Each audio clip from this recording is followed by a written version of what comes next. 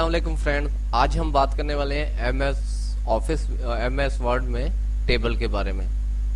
दोस्तों, हमने रेफरेंस में जाना है और यहाँ पे हमने टेबल क्रिएट करनी है। जैसे कि हम एग्जांपल के तौर पे ये वाली ले लेते हैं। इसमें अब हमने चीज़ें हैं जो इसमें जो मर्जी चाहे ऐड कर सकते हैं। एग्जांपल के तौर पे चैप्टर, ये है टाइप चैप्टर टाइटल, इसमें हम लिख देते हैं होम।